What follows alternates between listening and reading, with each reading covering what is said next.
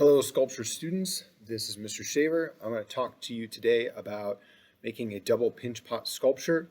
The lesson we're using this for is our double pinch pot monsters or creatures, but I also want to talk about how you can just use this as a technique to kind of build any type of sculpture.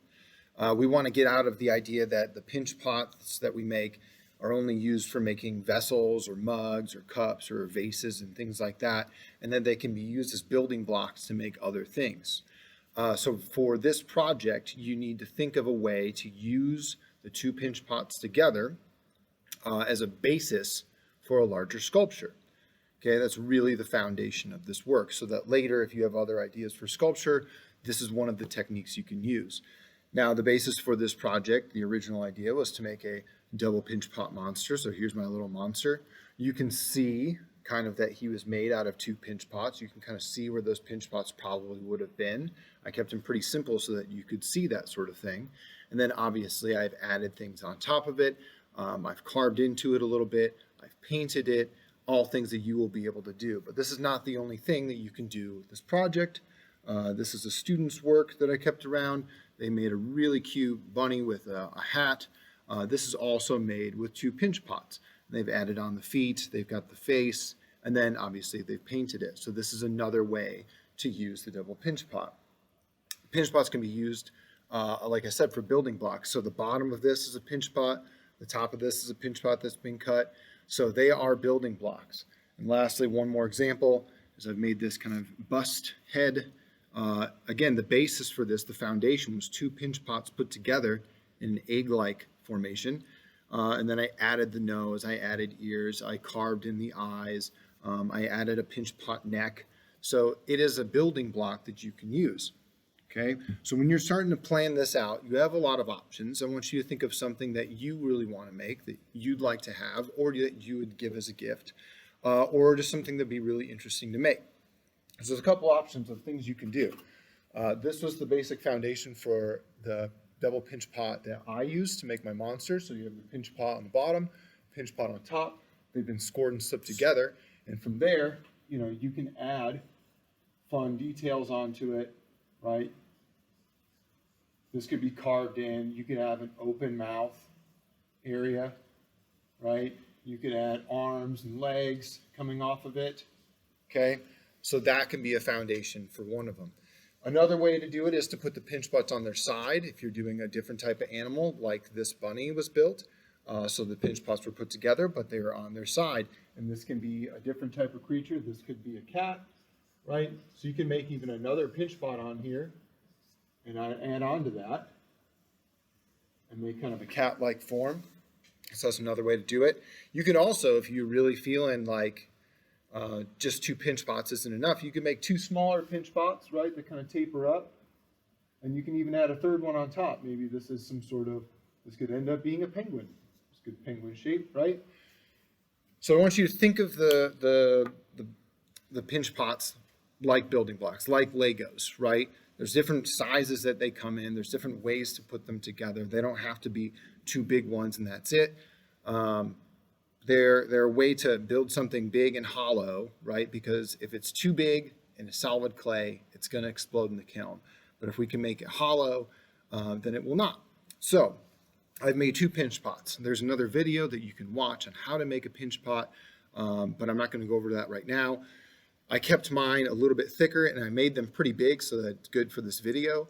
But you can make them a little bit thinner. But remember, when you're building something that's structural, right? It's not like you're building a functional mug where you're going to want it very thin. You want a little bit of thickness there for stability, okay? So I have my two pinch pots. I have trimmed them and I've made sure that they fit together, right? So then the next steps are pretty easy, as you're going to score and slip, okay? So you're going to want some slip. I'm going to grab some water real quick. Do that. So you want some water in here. If you do not have any slip ready to go, just take some clay, pinch it up, put it in the water, and stir that around, pinching it, so you have a decent clay water mixture, all right? So then we're going to score and slip these together. You have different tools that you can use for scoring. I like to use the fork because I think it's pretty fast. If you're doing a small area, The needle tool is very, very useful. And then you can also use the metal ribs that have the spikes on them to do some scoring as well. So I'm going to go ahead, and you can stand and do this. I'm going to sit so I fit in the video because I'm way too tall. But I'm just going to rotate the pinch pot and score. And then again, I have a video on scoring and slipping that goes over the basics for that as well. But don't skimp on the scoring. Make sure you've created enough texture for this, because remember, the texture is like the Velcro. We need those things to come together. And then we add the slip, because the slip is like the glue. Okay? So then I'm going to add my slip. Don't forget, when you're doing the slip, you do not want to smooth out your texture. You're just adding glue into those recesses, those spaces, the texture that you've created using the fork or any other tool for the scoring and slipping. Now, sometimes when we do this, right, they don't fit up correctly, so make sure they're going to fit properly. And then I've made mine so that there's no indent in the middle, but I can show you how to solve that if you've got one. All right, so now this is two pinch pots sitting on top of each other. I'm going to press them together lightly, okay? And one thing that we have to keep in mind anytime we're doing this type of sculpture or any solid sculpture is that I have air trapped in the middle, right? That's bad for the kiln because air molecules will expand when you heat them up, and they need somewhere to go. And if they don't have anywhere to go, they're going to explode. So we're going to have to remember that we need to make a hole somewhere. But right now, I'm just going to smooth it out. So I like to use a popsicle stick to do this. You can use your hand, you can use fingernails, you can use these type of tools, but I just trust the popsicle stick myself. So I have my slip, I like to dip it in the water, and then I'm going to kind of pull some clay down over that seam. So don't think of it like you're smoothing it out. Think of it like you're trying to smooth that seam out, attach these things so you almost can't see where they came together, and I'm scraping. See, I'm building up some clay on my popsicle stick, and you can go up or down depending on what's going on with your piece. Do not worry as you are building this about it looking perfect and beautiful and nice. Right now we're worried about it being stable and not falling apart.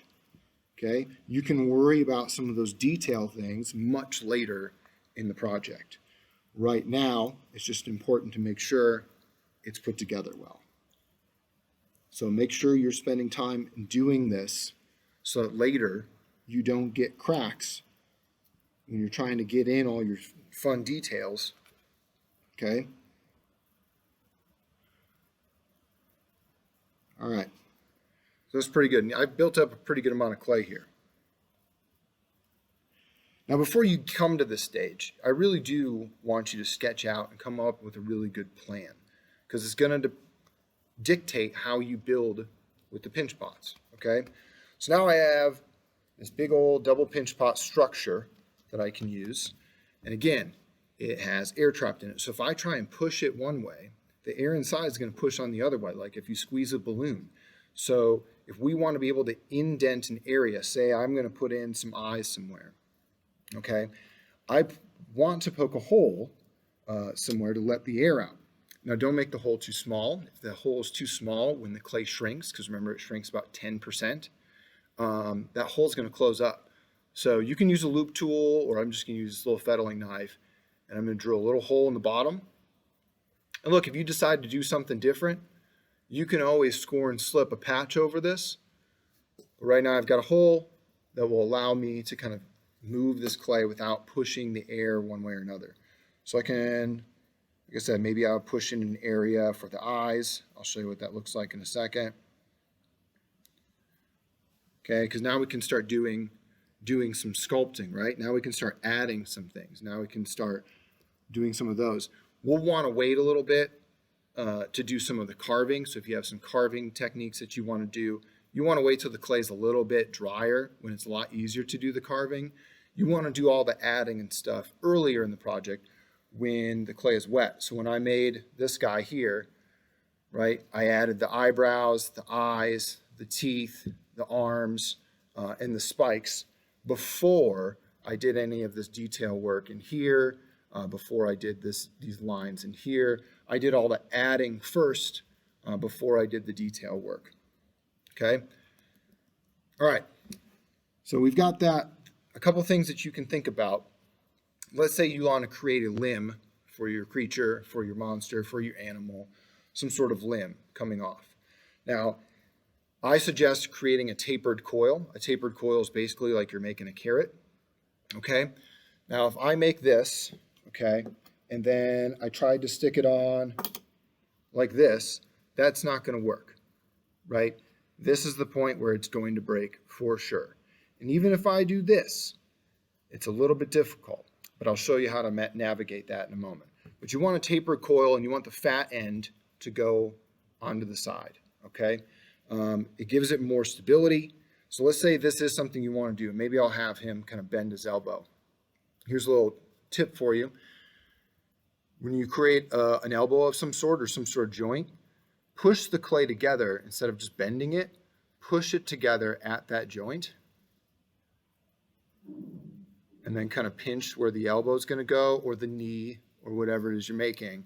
And you get a much better version of that than just trying to bend it and stretch the clay out, as you want to kind of push it together. So let's say I have this arm and maybe he's kind of flexing, right? And I want this to kind of come out here. So again, I'm moving quickly. You're going to want to really think through your plans, but I'm going to just show you a couple of things I think might help you. So I'm going to trace the area that I want to add the arm to, and I'm going to score that area up. I'm going to score the arm. All right. Then I'm going to add my slip, as one would. Now, when I push this on, I'm going to kind of drag some clay from the arm towards the body. But even then, you can see gravity is fighting against me. So I'm going to drag some clay from the arm onto the body to try and smooth that out and help me out so that it's stable, not falling apart.